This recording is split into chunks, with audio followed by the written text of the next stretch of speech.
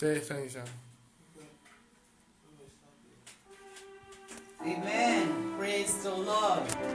Hallelujah, hallelujah, hallelujah. Praise the Lord. Amen. It's another great Easter again. Praise the Lord. It's a joy to come across your way to just celebrate Jesus with you again.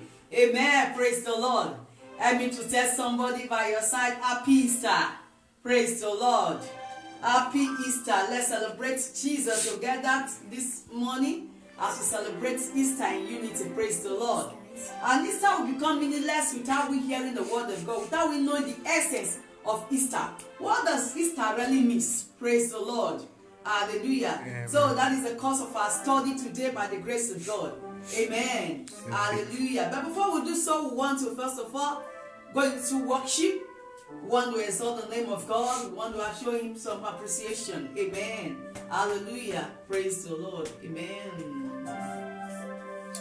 I just want to say, Baba, oh, I just want to say, Baba, oh, I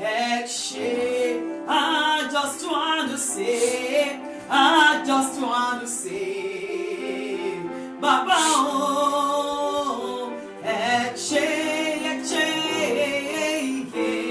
we just want to say, Baba, oh,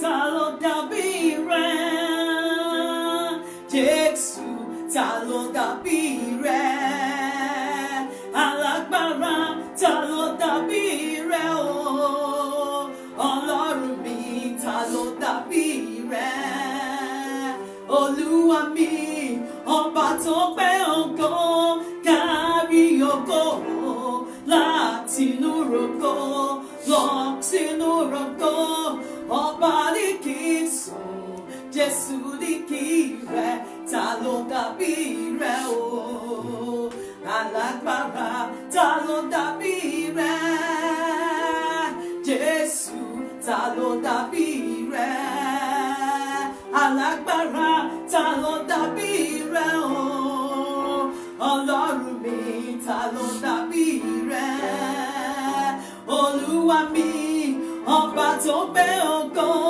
kárí ògo látinú rògo lọ sínú rògo, ọba ní kì í sùn, Jésù ní kì í rẹ̀, ta ló dàbí rẹ̀ o, alágbára,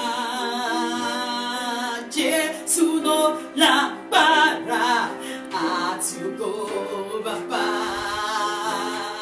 Jehovah ló lágbára, ọba títí láí, ta ló lágbára, Jésù ló lágbára àti ògo, Jehovah ló lágbára, ọba títí láí, ta ló lágbára, Jésù ló lágbára àti ògo bàbá dé,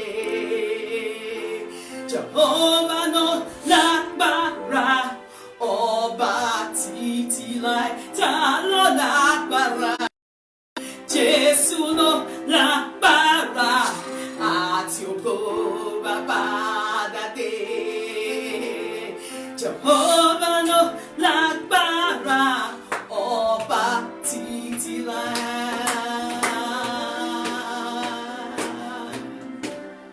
Do you know why I believe in Jesus? Do you know why it's so great? After 3 days, he rose from dead.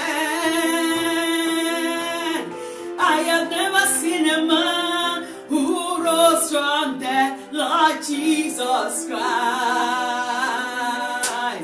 Do you know why we believe in Jesus? Do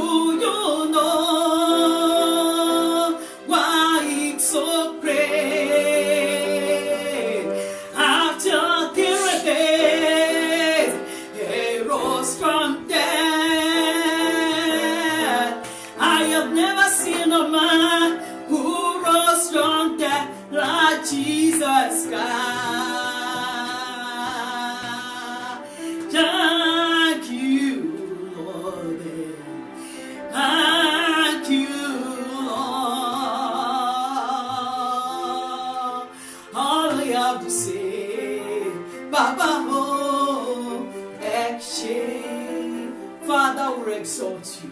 In Jesus' name we have worship. I want you to open your mouth, begin to adore him. Hey, because of you and I, he went to that cross. Oh yes, he went to that cross 2 days ago. He went to shed his blood for my sin and your sin, so that we might be brought righteous before the Father.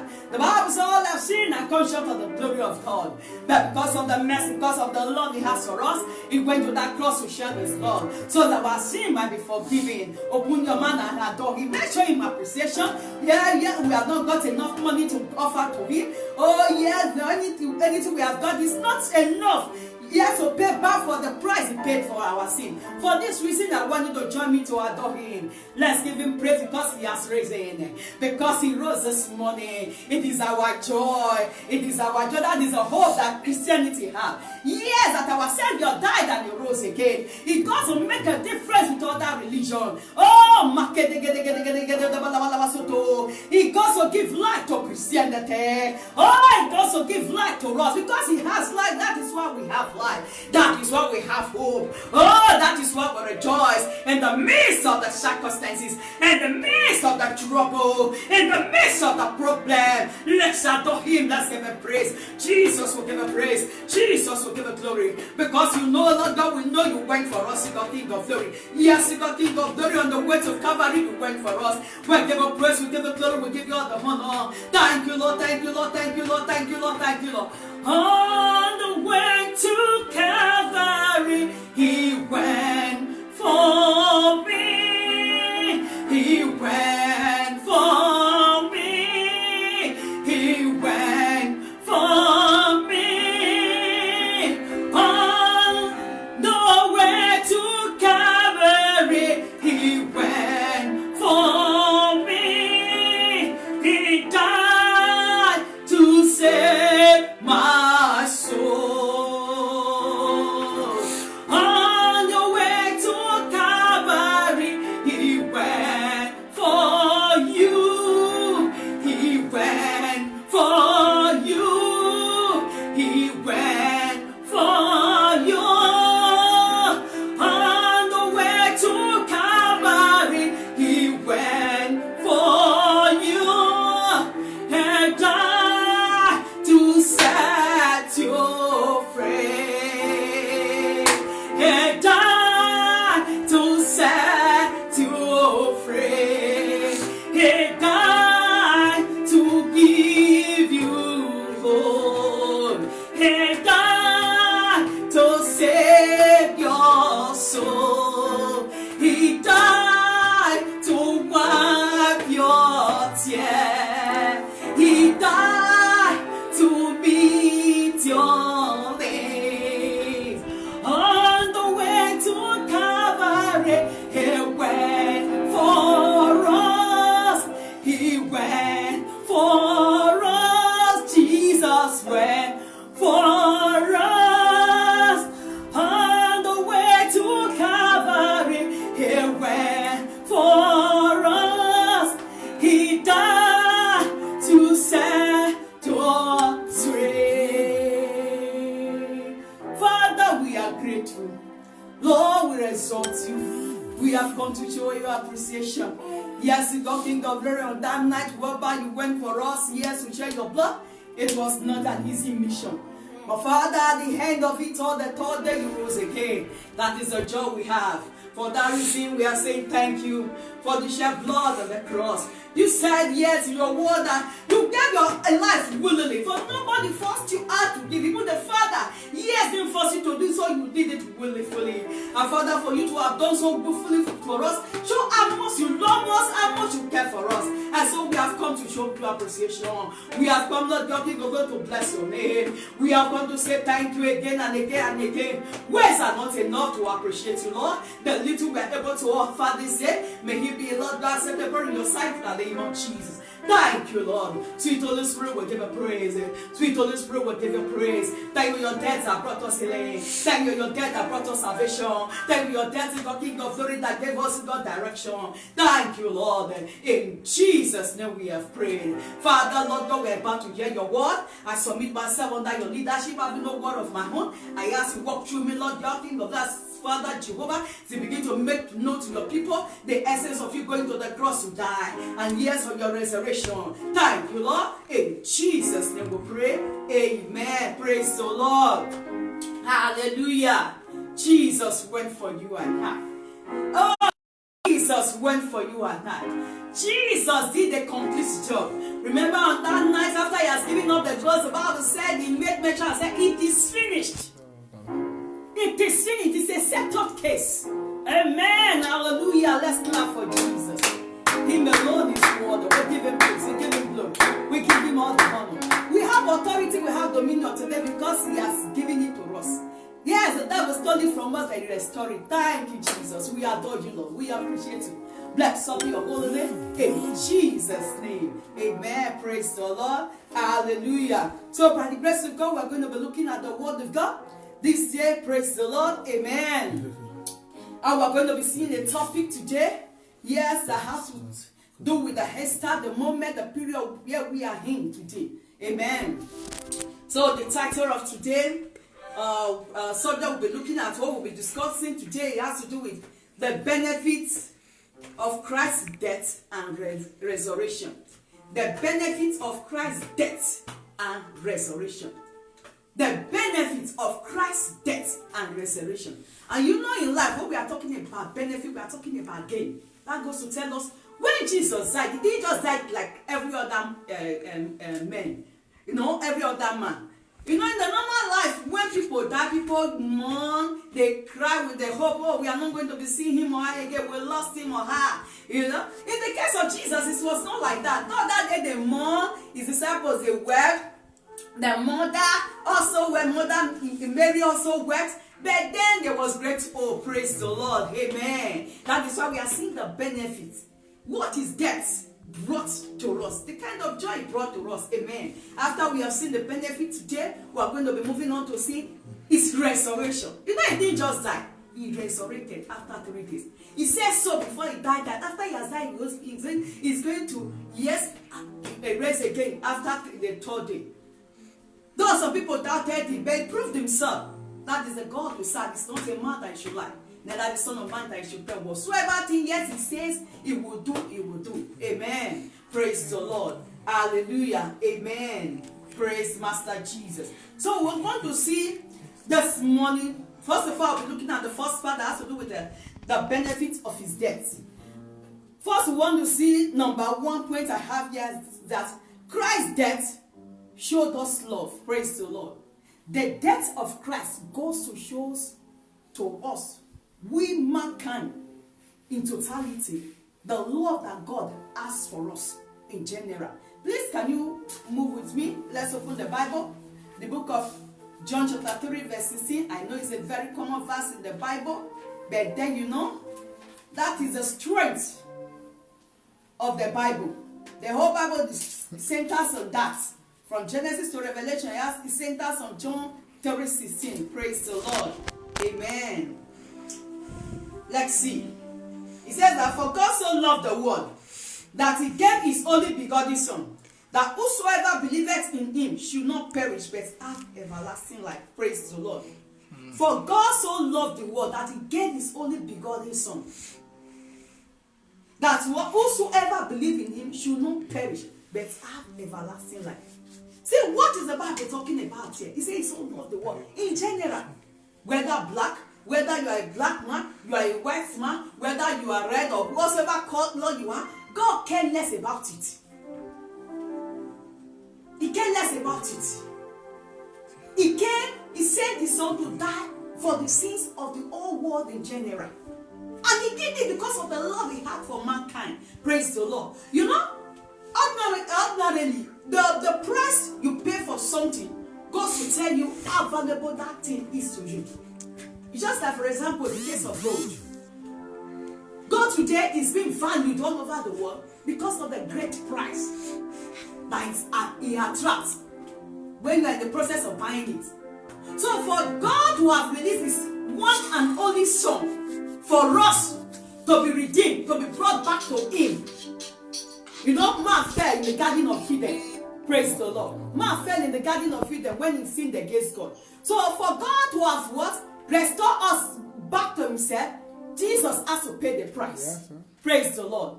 Jesus has to pay the price. Amen. And he said, for God so loved the world, he gave his only, and whosoever believe in him should not perish, but have everlasting life. Praise the Lord. Amen. So, for Jesus to have paid that price for our sins, show how valuable we are to God.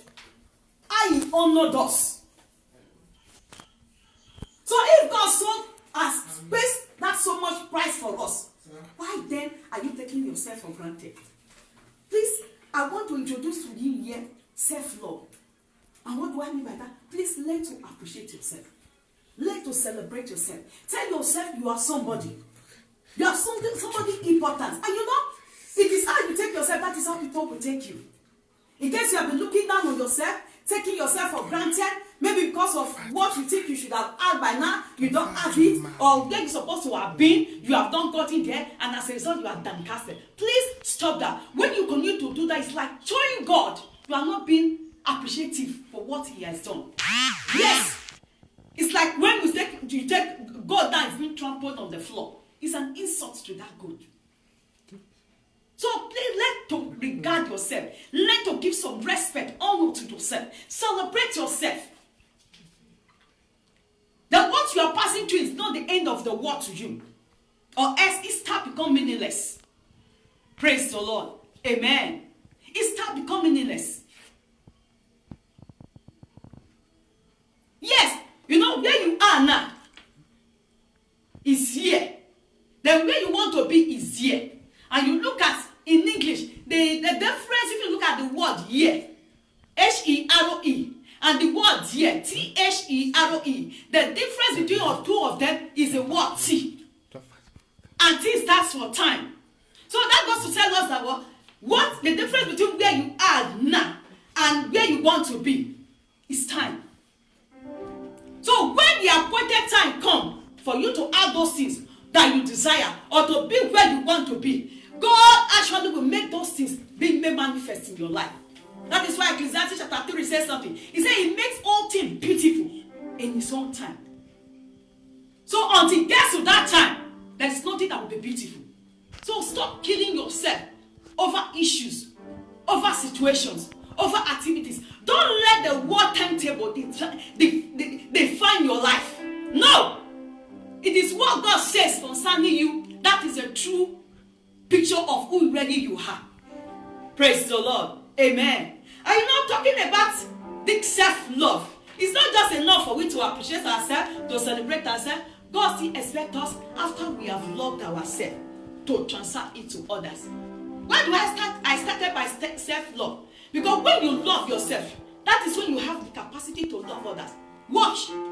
People that are angry with themselves, people that are not contented with themselves, you see, they see them transfer that anger to others. You come in contact with them, and little thing, they spark. And you begin to wonder, say that, what did I say? Just little thing I said. And that does not warrant this anger. You are not the problem. It's because he or she already has a problem, a challenge, a personal challenge, which he has not taken care of. So please, when we now are able to appreciate ourselves for who we are as a result of the price Jesus paid for us, not because as a result of our achievement. Because the Bible said, a man's life does not consist of the abundance of things which he possesses. Luke chapter 12, verse 15 there. So when we are able to appreciate ourselves, we can now as well transfer this love to others. Mark chapter 12, verse 13. It said, love your neighbor as yourself. So it started first from you, then you are able to transfer it to others. So Easter becomes meaningful to God and more meaningful in your life when you are able to transfer the Lord Jesus showed on you by praying to that cross to others. And so let not our love, not this I love you, I love brother, I love you, my husband, I love you, my wife, I love you, children, I love you, friend, I love you, auntie, I love you. It's only proven not only by words, by deeds, by action. Love has to speak with action. So please, look at those around, giving a call to somebody, especially at this time of the world whereby the whole world is in crisis. everybody is experiencing the lockdown. There are some people that are so lonely in their houses. Just even they call and say, I just want to check on you. How is everything? How are you feeling? Hope you are okay. It goes to mean a lot to that person. It can just be a 1-minute call. It goes to show to that person that he or she is being appreciated. You know, God will not come down. He uses you and I. So at this season, let's become Jesus' mouthpiece of love to others.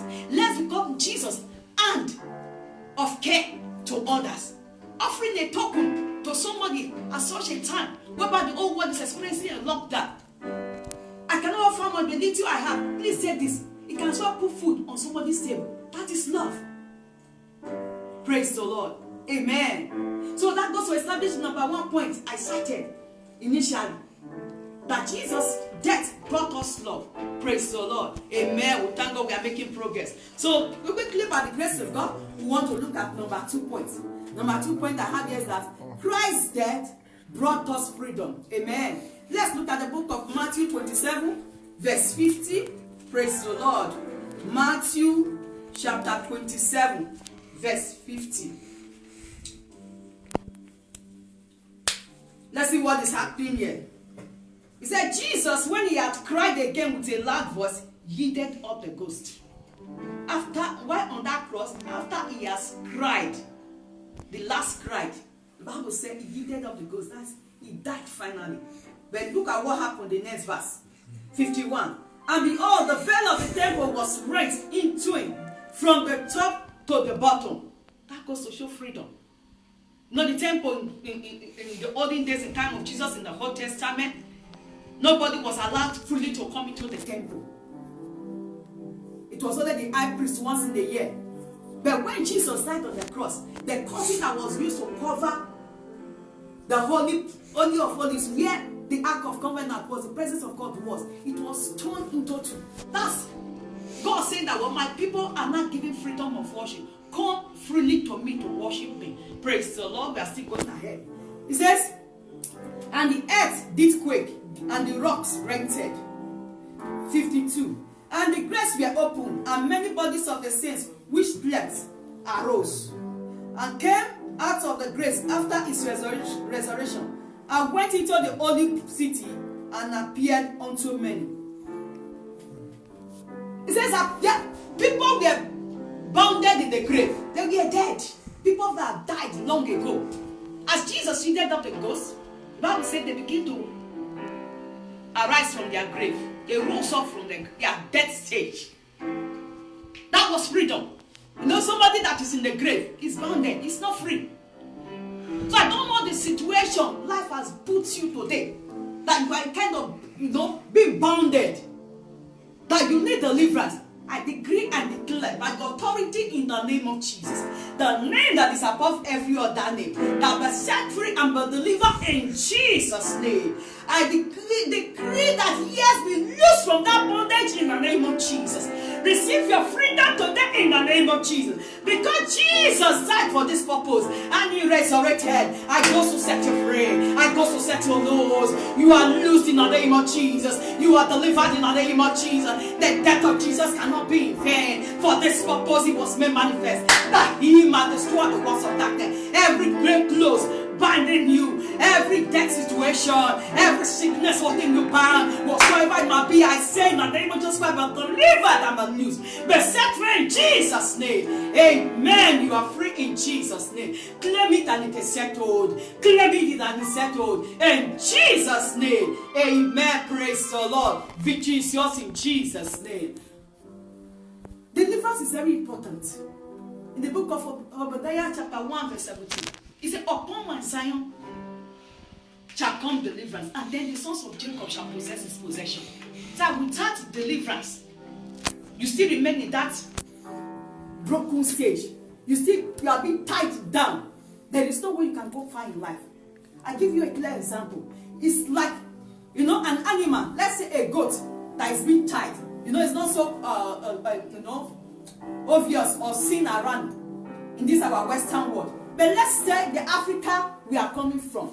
Those days that when we have goats in our compound, at times our parents or whoever bought the goats will tie the goat to a stake. And as long as there's a rope attached to that goat, there's an extent the goat can get to. You see, at times the goat is tired of his position. He wants to be set, he wants to be, but you see that when he moves forward, his head band cannot go beyond that. Why? Because that rope that is tying him determines the extent it goes. So also there are some people in life, situation not working out, circumstances not working out. It's not your design, it's not your making. You want to say, you want to do, do greater. You know you are made for more, but you are not being able. Why? Because there are things that are holding you bound. That was why I prayed that prayer, has been led by the Holy Spirit to do so. And because I have prayed for you this day, you are set free in Jesus' name. Go ahead and possess your possession. Because until you are delivered, not that you be bad, you will not go to heaven. You will go to heaven. But in as much as you have been bad, you will suffer here on earth. I pray that will not be your portion in Jesus' name. Praise the Lord. Those are in the grave. How much can they really achieve? Nothing. That is why you see some Christians today. They fast, they pray, they believe in God, they do this and they are fervent in the church, ushering department, number 1 choir, this and that for God, and yet their life, there's little or nothing to show for it because they have been headbound.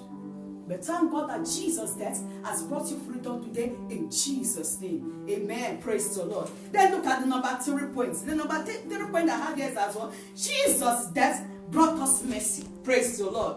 Amen. The death of Jesus brought us mercy. Let's look at the word of God, the book of Proverbs chapter 28, verse 1. Let's see that. One is telling us here. Proverbs 28, verse 1. He said, the wicked flee where no man pursueth, but the righteous are bold as a lion. I love that. I love that so much. Praise the Lord.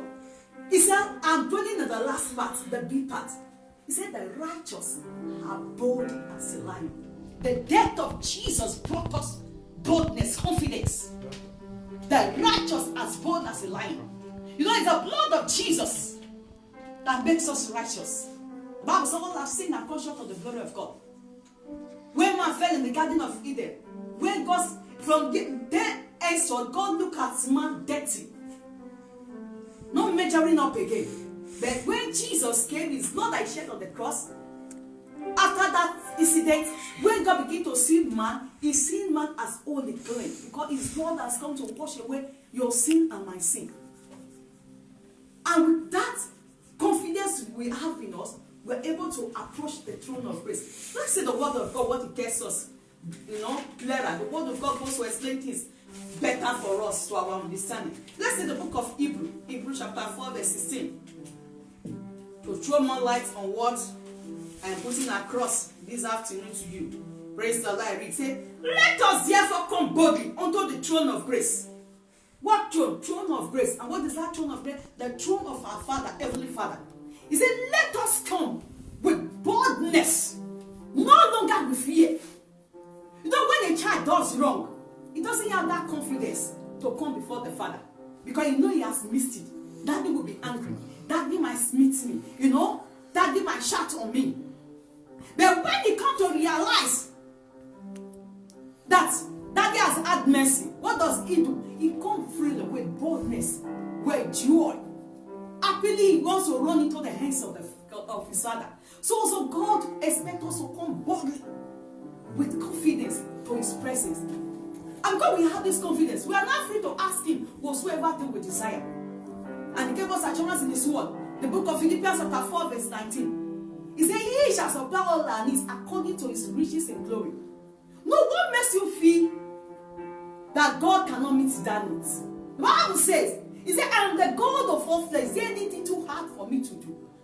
What makes you to start staying away from the things you used to do for God? All because those needs, those desires of yours have not been met. Please, you are making a great mistake. Let God have his way. He has reasons why things are not yet working out. Praise the Lord. Amen. For the fact one thing is not working in your life doesn't mean other areas need to be affected. In fact, the more you are hard for God, despite the pressure, oppression the enemy is trying to put on your way to stop you by denying you what you think should have been yours, The more you ignore them and continue to move forward, the more God celebrates you. Praise the Lord. Amen. The more He goes to esteem you, the more He goes to pour blessing across your way. Praise the Lord. Remember the time of Abraham. Abraham didn't have child on time. But when he had only one, till today, that child speaks. Praise the Lord. So why your vision is delayed or your heart desire? Because God is preparing it great. The Bible said in the book of 1 Corinthians chapter 2, verse 9. He said, eyes have not seen, ears have not heard, nor has it entered into the heart of man what God has prepared for them that love Him. Your love for God makes you to wait for Him. And when that thing comes, it's going to come in a big way. God delay when He wants to come big. And you know, big things take time to prepare. Little things in life, casual things in life, can easily become across and not far. But big things, it takes time to be prepared. And when it comes, there's a great appreciation for it. Praise the Lord. Amen. So please wait for Jesus. He's preparing your special dish in the kitchen.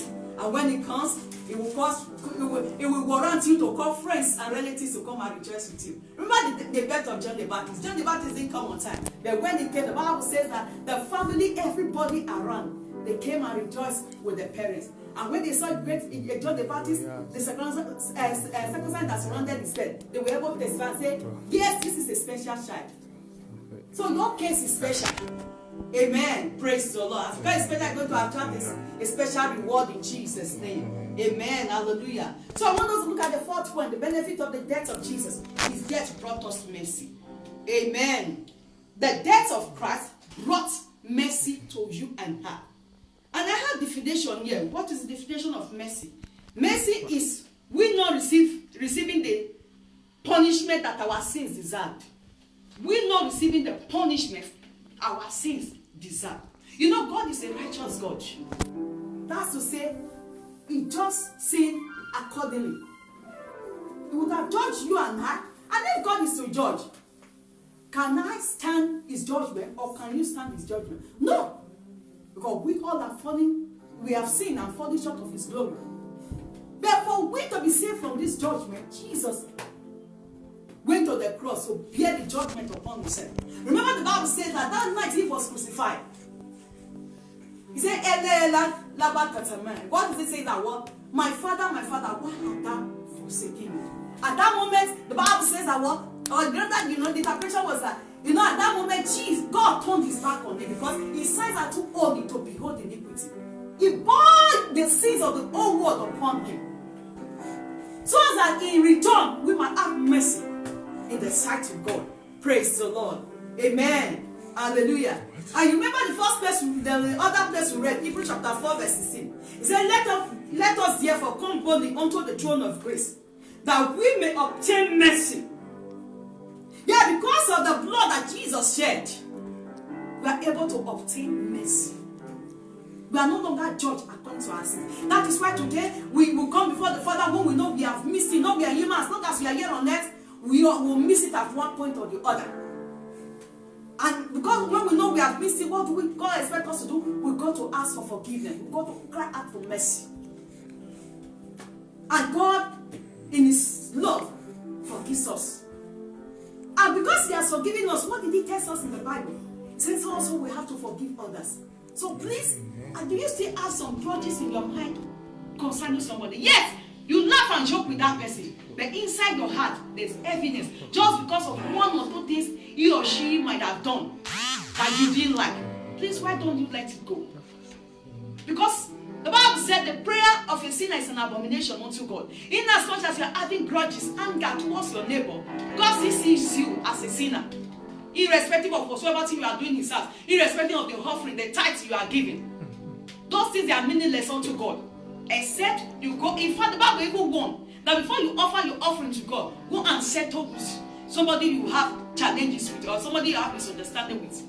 Am I not saying that God, your offering and your tithe, of course they are important. But what is not meaningful to God is we being in cordial relationship. We relating together.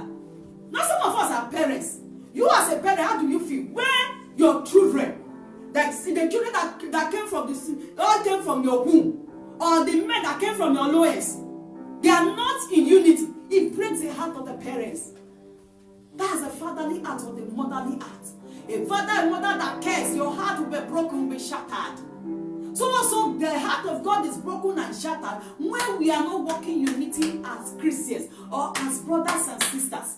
Please let go. Not because he or she was right, but we do what we do just because God has commanded us to do so, and because he has the love for the Father. You also should remember, one way or the other, you might have hurt somebody. You know, it's not everybody we hurt that had the courage to tell us. Some people have to just let go. So if others have been able to let go, why don't you let go? I know some things some people have done to us, they are so grievous, they are so painful. But why don't you allow Jesus, the Holy Spirit, to heal that wound? Bring it at the seat. So make it there. And with time, you see that wound, that pain begin to die away gradually. And as you allow it to go, that is how the presence of God, His glory, begin to fill your life. Your life is being transformed. Your needs are being met. Many a times today, we are backward. Why? Because the grudges, the heaviness we owe in our heart towards others, it start becoming needless until we allow issues to go. Praise the Lord. Amen. Hallelujah. Our heart is supposed to be a place of joy, not a place of heaviness. Even the doctors, they confirm that.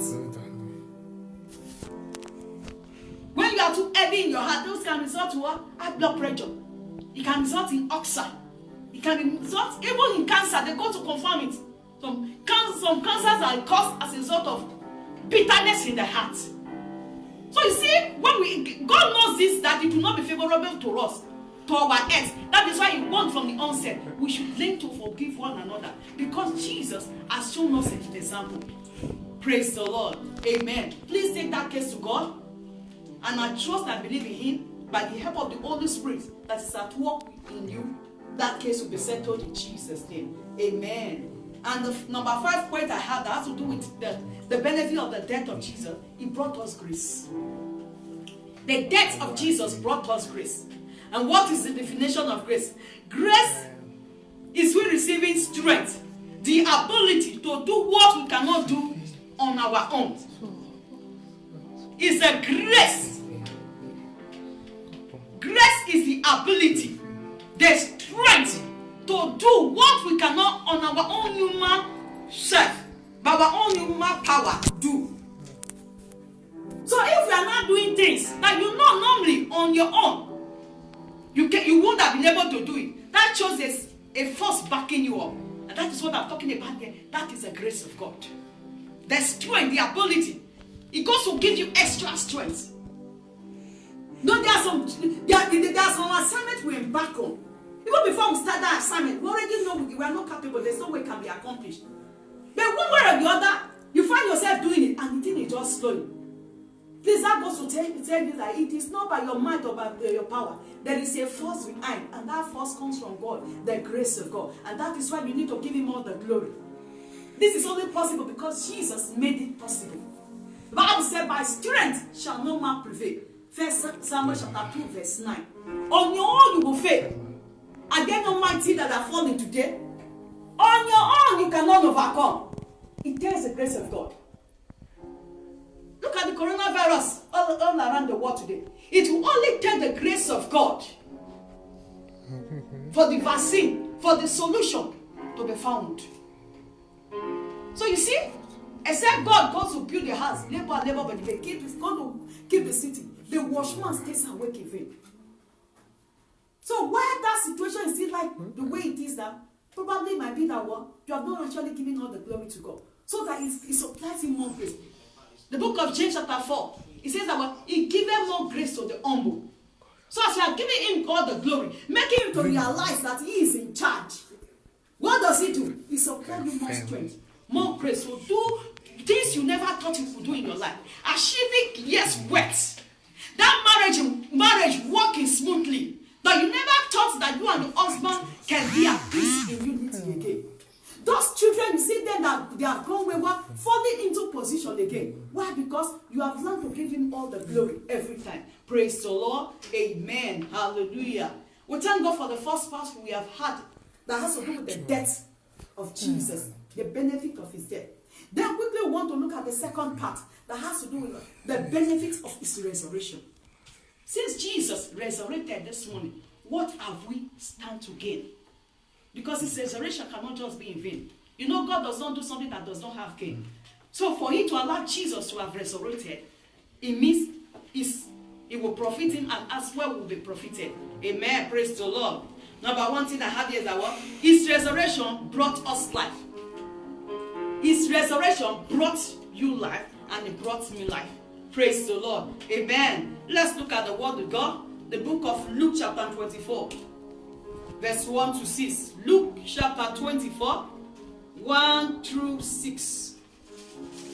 Let's see what happened there after Jesus resurrected from the grave. I read. He said, now upon the first day of the week, very early in the morning, they came unto the sepulchre, bringing the spice which they had prepared, and setting others with them. And they found the stone rolled away from the sepulchre.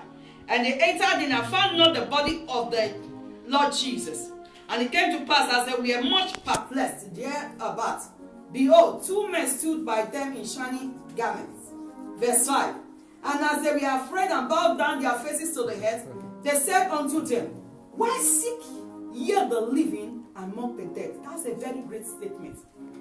The angels were asking Mary Magdalene and other women that came to the tomb of Jesus to anoint his body, to put some perfume on his dead body. They were asking those women, say, why are you seeking the living among the dead? Why still remain in that situation when Jesus said, as a result of his resurrection, it has been settled? Why seek the living among the dead? Can't you see there's a transformation in the realm of the spirit? You know what is wrong with us most of the time? Until we see, we refuse to believe. And that is not faith. The Bible says, faith is, you know, sin but believing. Praise the Lord. Amen. It says, verse 6, it's not yet, but it's risen. Remember how he spake unto you when he was yet in Galilee. It's no longer in the grave. He has risen. That situation is no longer dead. But there's a transformation. There is a revival. There is a turn around. Concerning that hopeless situation, God says I should tell you, there is a transformation in the realm of the spirit. As far as God is concerned, it is a settled case. Remember the issue of Lazarus in John 11. As far as a lot of people were concerned, it was a forgotten factor. Mary and Martha, the sisters of Lazarus, they told Jesus, if you had been there, my brother would not have died. Jesus came and told them, just relax, your brother will rise again. I see that situation risen again to your favor in the name of Jesus. That business contract being released to your favor in the name of Jesus. That court case being judged to your favor in the name of Jesus. That closed womb be open in the name of Jesus. Why? Because Jesus has risen. And so situation is risen to your favor in the name of Jesus Christ of Nazareth. Why? Because Jesus has risen. There's all concerning that situation. No matter what the doctors are saying, no matter what the governor gets around they are saying, no matter what is happening around, yes, it is a settled case. I want you to believe and begin to shout hallelujah. Begin to shout hallelujah to Jesus where you are sitting right down there. Begin to lift up your hands and glorify him. Begin to lift up your hands and celebrate him. Why? Because there is a change, a transformation in the realm of the spirit. Yes, you have not yet seen but believe. Believe. Your belief will not make it to be made manifest. It's just like a woman being pregnant. It's not the day that the woman gets pregnant that the stomach is being shown or the baby is being delivered. You know, as you begin to believe it, the thing continues to grow in the realm of the spirit, and finally, at the appointed time, it's being made manifest. Praise the Lord. Amen. Hallelujah. So your case is not dead, but it's a transformation. Amen. Hallelujah. Then I quickly move to number 2 point I have here. The benefits of Christ's resurrection. Number 2 is that, well, his resurrection brought us power. The resurrection of Jesus from death brought us power. Let's look at the book of Acts chapter 1, verse 8. Acts chapter number 1, verse 8. I read. He said, but ye shall receive power. After that the Holy Ghost is come upon you, and ye shall be witness unto me, both in Jerusalem and in all Judah, and in Samaria, and unto the uttermost part of the earth. Remember Jesus, before he died, he told the disciples, he said, I need to go. Until I go, the Comforter will not come. Speaking of the Holy Ghost.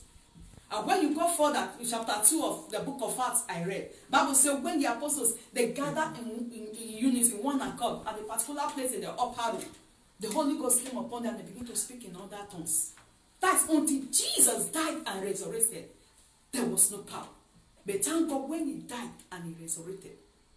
Please, let's move to another place. Amen. Let's quickly see that place. The book of Matthew.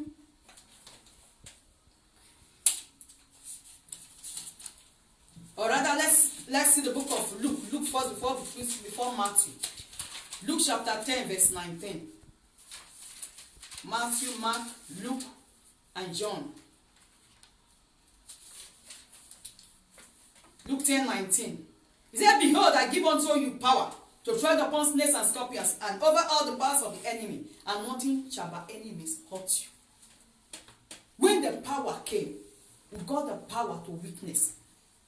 And remember Peter in the Bible. The Bible says he denied Jesus 3 times. But when he received the power of the Holy Ghost, that same Peter that denied Jesus, Acts chapter 2, what happened? He was able to get the power to minister to thousands. And the Bible said that one particular sermon that Peter preached, 3,000 were won to Christ. I don't know the power, the confidence, or the courage you seem to have been lacking. Because Jesus has died, receive the power in Jesus' name. Amen. Receive the power in the name of Jesus. Amen. To go and do exploit for God. Amen. Yes, to go and do his will. Amen. To fulfill destiny in the name of Jesus. Amen. Praise the Lord. Amen. Hallelujah. He said you shall receive power when the Holy Ghost comes upon you. The power to achieve greatness in life in Jesus' name. Amen. Praise the Lord. Hallelujah. Then we move to number 3. It says resurrection brought us authority. Praise the Lord. The resurrection of Jesus from the death brought you and her authority. Praise the Lord. Amen. Matthew chapter 28, verse 19. You know, talking about authority. Authority we have is none of our own. It's the one that has been bestowed on us, invested on us from on high. It's just like the police officer. What makes us to have regard for the police is because of the uniform they had on. An ordinary member cannot just walk to you and say, do this or don't do that. Then he doesn't have the right. Because he has no authority bestowed on him. But when he goes, even when he's not having that uniform, he goes to show his ID card. That makes you to say, this man is not working by his own power. There's authority from the from the government at the city or the nation where he works that is being invested on him, that is backing him up. As a result of that, you are forced to submit. You are forced to obey the laws is given unto you. Praise the Lord. Or maybe you have just broken the law in a nation. As a result of that, it can issue you a fine. And you are forced to obey, to pay that fine. Why? Because the authority is operating, it's not on its own authority, but from on high. So also when we are operating in authority and dominion as children of God, we have no power of our own. This strength came from on high. That is why the Bible says on the book of Philippians, chapter 2. Jesus says, the Bible tells us that Jesus has been given a name above every other name. That at the mention of the name of Jesus, every knee must bow. And every tongue goes to confess that Jesus is Lord. So when we go to bind the enemies, the forces of darkness, and all that are backing them up, we go there, not in our own name, but in the name of Jesus. Praise the Lord. Hallelujah. And please, before you can do that, I will ask you a question. Do you know him?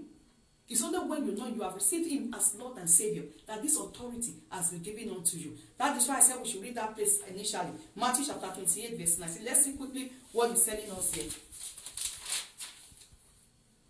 He said, rather before verse 19, let's see from verse 18. Jesus was talking here. He said, and Jesus came and spake unto them after his resurrection. All power is given unto me in heaven and in earth. Look at what he's saying. All power in heaven and in earth has been given unto me. Praise the Lord. Then verse 19. Go ye therefore and teach all nations, baptizing them in the name of the Father and of the Son and of the Holy Ghost. Then he went further 20, teaching them to observe all things whatsoever I have commanded you. And lo, I am with you always, even unto the end of the world. Amen. Praise the Lord. Hallelujah. Amen. So his death brought us authority. Because the authority was bestowed on Jesus, it transferred it to us. So when you don't know him, you lack that authority. Remember in the book of Acts, those sons of Sceva, 7 sons of Sceva, that went to challenge the demon. And the demon answered them. He said, Paul, I know. They told the demon, said, we command you in the name of Jesus in which Paul preached. Not the one they are preaching. That's to say, they didn't know Jesus. And the demon answered them. I said, Paul, I know. Jesus, I know, but who are you? And the Bible went ahead to say that the man possessed with demon beat them mercilessly. And he got them naked. So when you don't know Jesus, you lack the power to bind the forces of darkness. That is why you see some of us will bind, will lose. The kingdom of darkness, they are not responding to us. Why? Because we lack the authority. We have not submitted unto that name. So in case you have not received Jesus as Lord and Savior this day, or you have been in the Lord, but you fell along the way, or you feel that you are no longer sure of your Christianity. I don't know if rapture, if rapture should take place now, or the trumpet should sound now, whether I will go to heaven or not. You are going to repeat some prayer after me at the end of this service. Praise the Lord. It's very, very important. Because the Bible never tells us when the trumpet will sound. It can sound as we are talking now. What will be your Christianity? What will be the end? Our Christianity is useless. If only it's here on earth, we have all hope. Our greatest hope, our greatest desire is to be with our God there in heaven. To be in a place where there is no sorrow, where there is no problem, where there is no trouble. To be in a place where we live all the days of our life happily. That is our greatest desire. All these things we are struggling for here on earth, they are important because we need them in life to be successful, to have a good life. Building of houses, buying fine cars, having children, having husband. Do you know that all these things end here on earth? They end there. We are not taking anything along. A clear example to you, when the man died in the grave, what does it take along? Nothing. The Bible says we came into this world empty. That is how we are going to meet our Savior empty. So please, while you are pursuing earthly goods, be heavenly minded at the same time. Because no one knows when Jesus will say it's over in your life. Because some of us, the truth remains, we might not actually experience rapture, the sound of the trumpet. Some might die before them. And it's true. Yes. Well, when you die, that goes to show that your own rapture has taken place. And there are some deaths that we never prepared for. I'm not saying that you are going to die now, but there are some deaths we never prepared for. But when you already have a settled relationship with God, the Bible says that the death of the saint is a joy to God's glory. So even when I happen to die now, you happen to die now, heavens go to celebrate, they go to rejoice. And you too, you are at rest, you are at peace. Because you know you have no problem with God. Praise the Lord. Hallelujah. Amen. Hallelujah. Amen. Amen. And the death and the resurrection of Jesus, finally, I will have this to this, goes to give us the confidence that God is with us always. Last point I have here, number 4, His resurrection gives us the confidence that He is with us always. The last part we read, Matthew chapter 28, verse 20, it says something. It says, teaching them to observe all things whatsoever I have commanded you, and lo, I am with you always, even until the end of the world. Amen. That is a good encouragement. He said, I am with you always. Always means continuously. When you are sleeping on the bed, you are rest assured because Jesus is by your side. You are not alone. So even when the enemy, the Bible said, even when the enemy comes, He said, as a flood, the Spirit of God will raise his standard against them. You say, touch not. When you are driving your car on the highway, you are rest assured and say, my case is different because I know I am sitting on the driver's seat. Right inside the car, it says there be nobody there. But another confidence you have is that Jesus is sitting beside me while I'm on the steering. You are taking your bags, you're coming in and Jesus is with me. So even in this time of coronavirus, be rest assured Jesus is with you. And because Jesus is with you, you are not going to contract the disease in Jesus' name. Amen. Please take precautions, but at the same time, draw fear in your heart. Why? Because you are carrying the King of Kings along with you. So even when you are to cross that path where there is coronavirus, there is a way will order your step away from it. The Bible says the steps of the righteous are ordered by God. So be rest assured. Death is not your portion this season in the name of Jesus. Lack is not your portion in the name of Jesus. Because he's with you, he's going to supply your needs. People have been asked to stay back at home, and some of us are wondering, what do I eat? What do my family drink? What is the problem? At this time, I want you to be rest assured. Because God is going to supply all your needs because he's with you. You are blessed in Jesus' name. We thank God for the word we have had this day. We celebrate Jesus. I give him praise and glory concerning your life. In Jesus' name we pray. And please, I said something along the administration that in case you have not received Jesus as Lord and Savior, or you are not sure of your salvation, please, I want you to repeat this prayer after me because it's very, very important. Please repeat after me. Say, Lord Jesus. Lord Jesus, I thank you for my life. Thank you for the life you died thank you for the life you died and resurrected and resurrected to give to me. to give to me. Father, Father, I confess to you I confess to you, that I'm a sinner. the sin. Please forgive me Please forgive me my sin. my sin. I receive you I receive you this day this day as my personal Lord as my personal Lord and Savior. and Savior. In Jesus' name. Amen. Amen. Amen. Praise the Lord. Hallelujah. As simple as those statements where that you just made, heaven, they are rejoicing. Because my Bible tells me, for anyone so that God said, the angels in heaven, they rejoice. In the book of Luke chapter 15. At present, now heaven, they are celebrating for your sake. They are rejoicing. They are giving God glory for your sake. So also because they are rejoicing, you should be rejoicing. Your case is settled with God. It is well with you. Amen. Praise the Lord. Hallelujah. Amen. Quickly before I round up this afternoon, we are going to be taking the Holy Communion. For a while now, it has been our tradition. Praise the Lord. It has been our tradition. Amen. So what is the benefit of the Holy Communion? Time is fast spent, but we'll just throw a little light on it. The Bible says that on that very night Jesus died. He says something in the book of 1 Corinthians. Let's see quickly. 1 Corinthians chapter 11. I take it from verse 23. Apostle Paul was speaking here. He said, for I have received of the Lord. 1 Corinthians chapter 11 verse 23. For I have received of the Lord that which also I deliver unto you. That the Lord Jesus, the same night in which he was betrayed, took bread. And when he has given thanks, he brake it and said, take, eat. This is my body which is broken for you. This do in remembrance of me. 25. After the same manner also he took the cup when he has supped, saying, this cup is the New Testament in my blood. This do ye, as often as ye do it, in remembrance of me. As ye drink it in remembrance of me. So verse 26. For as often as ye eat this bread and drink this cup, ye do show the Lord's death till he comes. Verse 27. Wherefore whosoever shall eat this bread and drink this cup of the Lord unworthily shall be victim of the body and blood of Jesus. Then 28. But let a man examine himself, and so let him eat of that bread and drink of that cup. For he that eateth and drinketh unworthily eateth and drinketh damnation to himself, not discerning the Lord's body. For this cause many are weak and sickly among you, and many sleeps. Please, can I get the Holy Communion? Praise the Lord. Amen.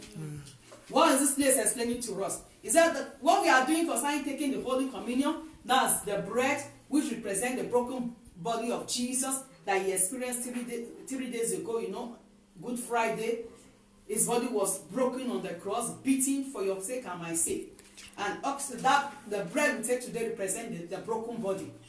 And also, when you look, it goes to tell us also concerning the blood. So the wine we take today, the drink we take today, also speaks of the blood of Jesus shed for my sin and your sin. And he said we should do this often. Often has to do it always.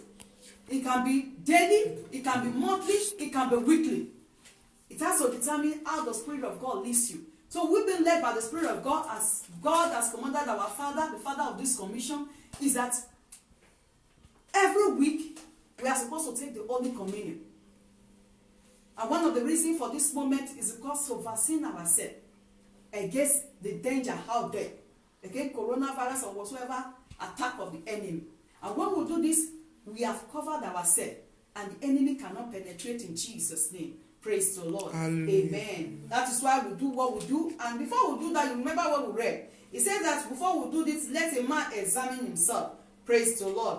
Amen. Verse 28. We should do examination. Look into yourself. Am I okay with God? In case you are not, we are going to pray shortly. Please repeat after me. Say, Lord Jesus, Lord Jesus, I ask you for forgiveness of sin. Anywhere I might have erred against you. anywhere I've heard That against I you, take your broken body as I take your broken body and drink your blood, and drink your blood, it will not serve as an affliction to me, it will not serve as affliction to me, but rather a blessing, but rather a blessing, healing to every pain in my body, healing to every trace in my body, sickness and diseases. sickness and diseases. In Jesus' name. In Jesus' I name, take it as a vaccination I take it as his vaccination against every attack of the wicked. against every attack of the wicked. In Jesus' name. In Jesus' Amen. name, amen. So please begin to take yours. Amen. Hallelujah. Amen. Take yours as you take this song. The blood of Jesus. The blood of Jesus set me free from sins and sorrow. The blood of Jesus set me free. The blood of Jesus. The blood of Jesus set me free from sins and sorrow. The blood of Jesus set me free.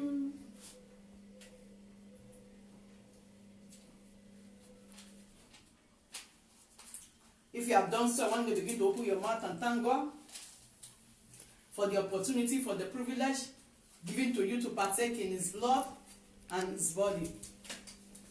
Father, we are saying thank you. We give you praise. We appreciate you for this.